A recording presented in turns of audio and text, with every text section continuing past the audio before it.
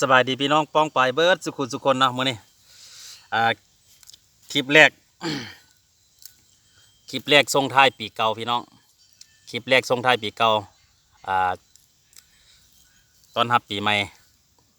เมนูอาหารมื้อนี้ตำข้าวปุ้นตำหมักฮวงป่นข้าวปุ้นพี่น้องนี่ยั่วๆเลยมีมีประเภทผักกับเฮามีมะเขือนี่แนวกับเฮาของกับของแก้มเฮาก็มีมะเขือแล้วก็มียอแดนี่ยอหมูเขียบหมูพี่น้องสบายดีอีกเทื่อนึงพี่น้องทางฝั่งไทยด้วยนะครับทางฝั่งไทย FC ทางฝั่งไทยอีกเทื่อนึงเด้อพี่น้องเด้อมาเสียบๆน้ำกันเลยพี่น้องมาพุ่นโอ้ยั่วๆเลยพี่น้องมาเสียบๆน้ำกันเลยพุ่น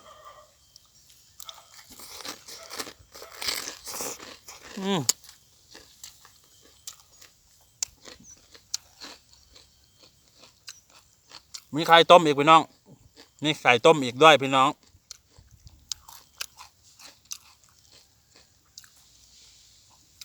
บรรยากาศกลางทุ่งนาพี่น้องเอ้ยกลางทุ่งนาเพิ่นกำลังเจียดนาแฟงกระต่อเฟืองล่ม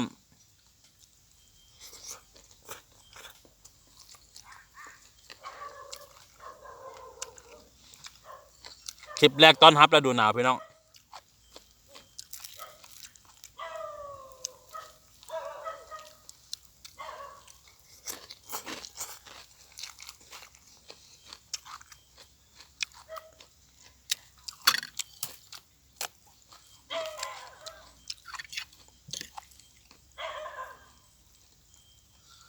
สดออกก่อนพี่น้อง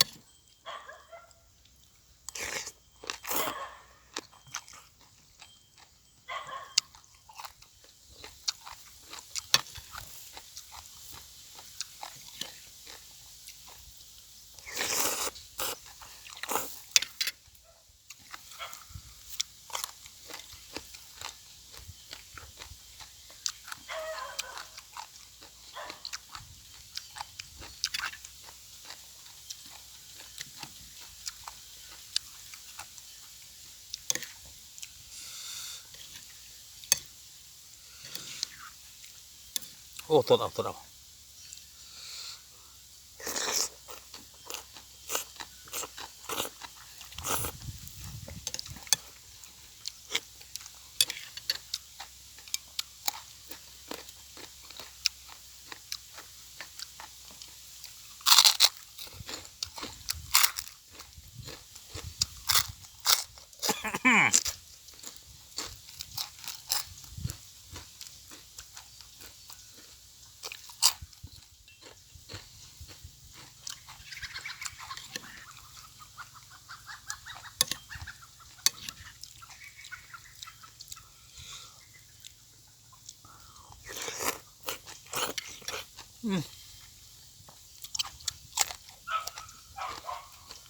ากับบรรยากาศขนาดเลย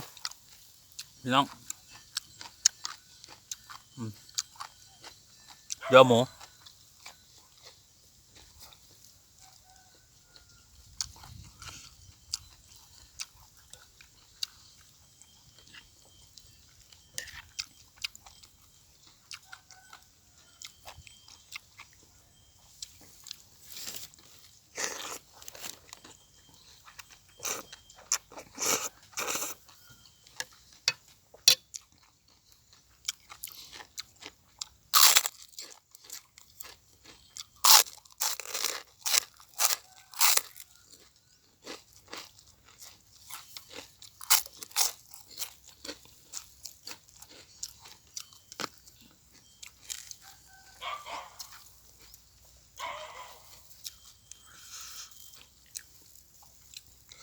ปุกนัวๆค่ะขนาดพี่น้อง